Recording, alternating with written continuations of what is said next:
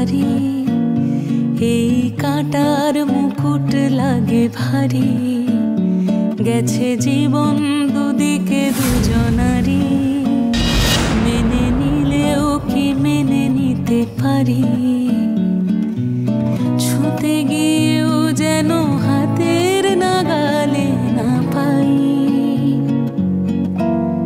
এভাবে হেরে যাই। আপনি নিয়ে নিন। ঘুরে তাকাই কেমন যেন আলাদা আলাদা সব, আলগা থেকে তাই খসে পড়েছি প্রায়, কেমন যেন আলাদা আলাদা সব।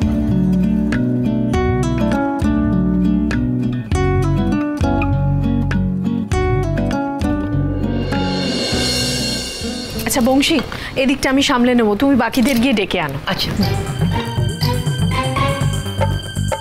বুঝলি, এমন একটা কিছু করতে হবে যাতে রণ একমাত্র সরোজের মুখটাই পছন্দ করে।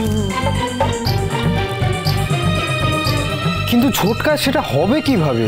ভাবতে হবে এমন কিছু করতে হবে যাতে রণ সরোজিনীর পিছন পিছন ঘুরতে বাধ্য হয়।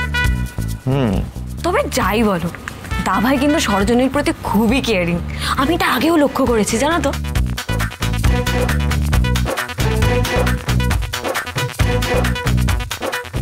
তোমরা দেখো, ওরা দুজন একসাথে ভালোই থাকবে।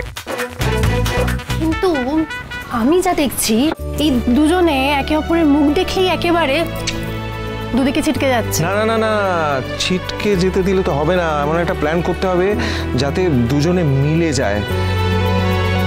সরোজ মেয়েটা খুব ভালো, জানিস, ও যদি রণর জীবনে থাকে না, তাহলে রণর মুখে আবার হাসি ফিরে আসবে।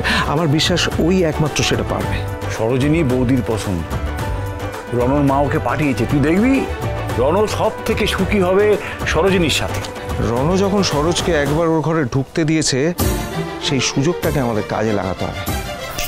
রাইট, রণকে এই বিশ্বাসটা করাতেই হবে যে ও সরোজের প্রেমে পড়েছে। তাহলে এবার সবাই একসাথে ভাবি, ভাইপোর সংসারটা গুছিয়ে দিতে পারলেই তবেই আমাদের শান্তি। কি তাহলে সবাই হাতে দাও হাত। One for all, all for one. এক মিনিট এই অপলা, এসো। আরে ওগুলো পরে করো, এদিকে এসো। একটা মতামত দাও, তুমি কি চাও? সরোজিনীকে আমার খুব পছন্দ, আর এটা তো আমি আগেই বলে দিয়েছি।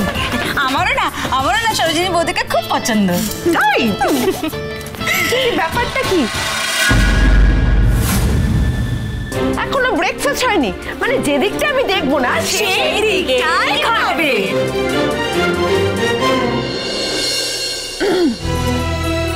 অপালা, তোমার দায়িত্ব ছিল ব্রেকফাস্ট রেডি করার, আমি বুঝতে পারছি না কি বলছি। যে আমার ব্রেকফাস্ট রেডি হয়ে গেছে টিনা, ওরা যাক, আমি ওদের সার্ভ করে দেবো। ও আচ্ছা, চলো চলো।